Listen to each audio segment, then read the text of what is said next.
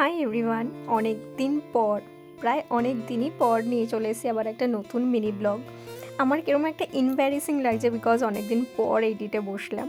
যাই হোক, সেদিন ছিল আমাদের শিনুর অন্নপ্রাশন। সকাল সকাল তিনজনে রেডি হয়ে চলে এসেছিলাম পিনকলে। রিলার সামনে পৌঁছেই তো দেখি মাসিরাও চলে এসছে। আচ্ছা, রিলেশনটা বুঝিয়ে দিই। আমার মাসি শাশুড়ির তার ছেলের মুখে ভাত দেখা হওয়ার পরেই তো হাতে একটা করে তত্ত্ব নিয়ে চলে এলাম ওপরে। আর এই যে সেই দিনে শো স্টপার গেছিলাম তো সকাল সকাল, তাই গিয়েই আগে ব্রেকফাস্টটা কমপ্লিট করেই দেন একটু ডেকোরেশন দেখে তারপরে আমরা বেরিয়ে পড়েছিলাম জল ভরতে যাওয়ার জন্য। এই দিনের সকালের লুকটা তোমরা অনেকেই পছন্দ করেছো। শাড়িটা পরেছিলাম মসলিন, আমাকে ভাত কাপড়ে দেওয়া হয়েছিল এই শাড়ি। জল ভরে আসার পরেই ওর হয়ে গেল গায়ে হলুদ, তারপরে চলে এলো মেন পার্ট, যেটা হচ্ছে মুখে ভাত।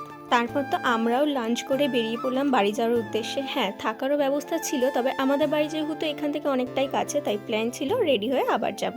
ভেবেছিলাম তো তাড়াতাড়ি বেরোবো, তাও রেডি হয়ে বেরোতে বেরোতে 7টায় বেজে গেছিলো। আর এই তো ছিল রাতের লুক, তোমরা তো অলরেডি দেখেইছো। আমি আর মামুনি যেহেতু দুজনেই শাড়ি পরেছিলাম, তাই আর বাইকে যাওয়ার রিক্সটা না নিয়ে অটো করে চলে গেলাম আবার ভিলার সামনে।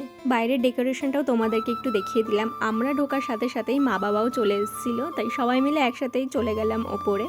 বাকি আমার আরও 2 মাসি আর দিদিদেরও বলা হয়েছিল, তবে তাদের এন্ড মোমেন্টে কিছু কাজ পড়ে যায় বলে আর আসতে পারেনি, তবে বড় মাসি এসেছিল।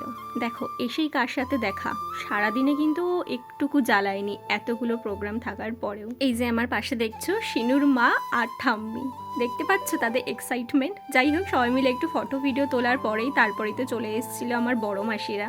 তারপর খেয়ে নিলাম একটু স্টার্টার।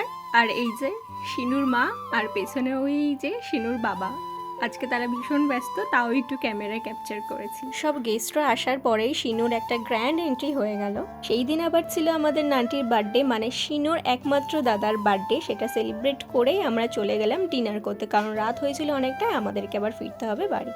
ফেরার সময় মাসিদের গাড়ি করে আমরা ফিরে গেছিলাম, আর মা বাবা এসেছিল বাইকে করে, তাই মা বাবাও চলে গেল আরেকদিকে। মা দেখো এদিকে তোমাদেরকে টাটা করছে। যাই হোক, আজকে অনেক ভুলভাল বকেছি, একটু ক্ষমা করে দিও। দেখা হবে খুব তাড়াতাড়ি, জানি না কবে। টাটা।